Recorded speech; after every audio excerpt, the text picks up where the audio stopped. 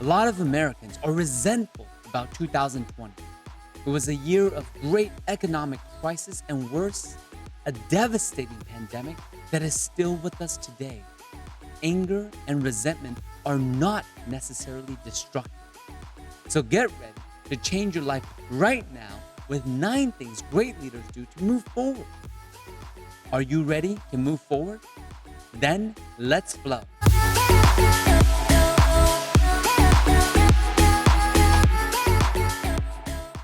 Welcome to this Dancing in Life podcast. And welcome back to my 30-day challenge. I'm Sage Flow here with you on Lover Self-Care Saturday. We are spending the next several weeks focusing on steps that you can take to become a better you. I'll be sharing stories of how everyday heroes dance to make the world a better place and how they can find new hope after trials and tribulations. Let's concentrate on what you can do for the year ahead, leaving the past behind. The big idea here is that when you decide to let go of what didn't work in 2020, you will open yourself up to new possibilities in 2021. When I was back in elementary school, I had a group of Japanese friends that I loved playing soccer. And for a while, we always go to our friend's Shohei's house and we play soccer in his backyard. It was incredible. We had such great fun playing. They had such a passion and intensity for the love of soccer that it really rubbed off on me. And I always be goalie, and it was like this intense training. So when I joined the soccer, it was easy because of all this intense training. The first season that I played, we went to the finals, and it was a close game, but we lost. And I placed the blame on myself, not being good enough. So I remember training, and for the next season, and finally, after an entire season, it came down to the finals again. And this time, it came down to a shootout, which is the pinnacle of a soccer match, where teams face off, and it's one-on-one with the goalie. Now, during this entire game, I was on point. Neither side would give an inch. And it was down to a shootout to determine the match of the game and the championship. I remember I was getting myself ready and mentally preparing myself for what was about to go down because I waited so long for this. I waited the whole year to get back to this point, to prove myself. I'll never forget this. I remember the coach called me over, and I figured that he wanted to give me some kind of pep talk to rise up to the moment and to the challenge, to be at your best. Now, the coach, he had a son on the team. His name was Charles. He was tall. He was the forward. He was our star forward who would kick in the goals and the star of our team. But Charles had never played goalie because that was always my position. Not one game for the entire year. Now, in life, there can be great injustice done to you. But when you let the pain go, you can create a brighter future. So imagine my shock when the coach told me that he was going to let his son be the goalie. He couldn't even look me in the eye when he told me this. He just muttered that Charles was taller and with his length that he could reach more soccer. And my heart started to hurt. I pleaded with my eyes. What do you mean? He's not a goalie. I'm the goalie. And I want to say, I can do this. I can do this, coach. Please believe me. But I didn't. And I knew the stakes are high, that the championship was on the line, and that I can do it. But why wouldn't he give me the chance? I looked around, just stunned. I knew it was wrong. I knew that this whole thing was wrong. But what could I do? I was in elementary school. He's the coach. So I watched the opposing team score goal after goal after goal. It wasn't even close. We had lost the championship. And that pain stayed with me for a long time about how someone could abuse their power like that because of nepotism. And that's when I first learned that great injustice can be done to you. And the coach, he never apologized. I could tell that he knew that it was wrong, but we never spoke. And in fact, I never had that shot that was unfairly taken away from me, and that powerlessness. I fully recognize that this is a story about me being in elementary school, but it meant the world to me, and that pain stayed with me for a long time. Somewhere deep inside of me, I forgave him. I forgave him and I let it go. Because if I hadn't let go of that pain and lost trust in coaches or people of authority, because of one bad experience, I wouldn't have built a great relationship with my basketball coach, with whom we would have a championship because he trusted me and I trusted him.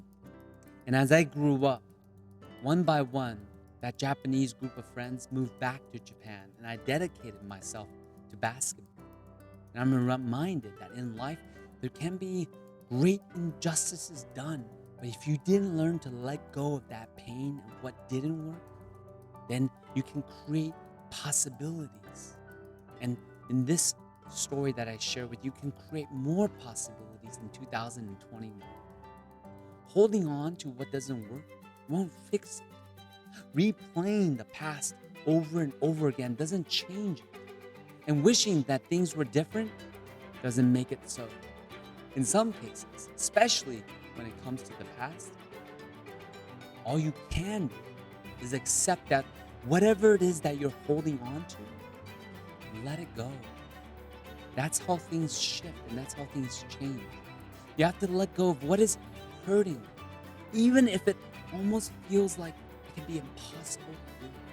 Deciding to hold on to your past will hold you back from creating a stronger sense of self, a self that isn't defined by things, but rather by who you want to be. Oddly enough, painful things, they can be comfortable, especially if they're all that you know, they're all that you're familiar with. And that's why some people have trouble letting go of their pain or other unpleasant emotions, because they think that those feelings are part of their identity. And that's a feeling that they're secure, that they're consistent.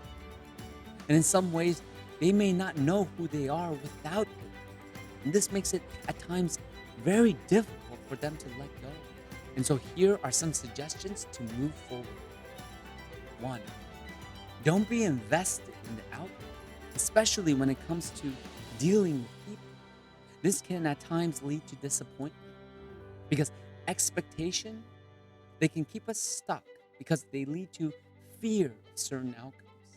There are no guarantees in life, and there's nothing that we can really do to get the outcomes that we desire when we're dealing with others. Sometimes this just means setting respectful boundaries. Other times it means to just let go. Don't let self-limiting beliefs define who you are. Sometimes we think, oh, I could never do that, or I could never make that happen. If you truly believe that, it will be almost impossible to accomplish yours. Open up your mind and believe in yourself. There will be many people who tell you that you can't do it. And it's up to you to prove them wrong. What about leaving room for mistakes? What do you do when you make a mistake? You say, like, why did I do that? Do you judge yourself? What about using the experience to learn and to make a joke? Make a joke about it. It doesn't make you stupid to say something wrong or silly.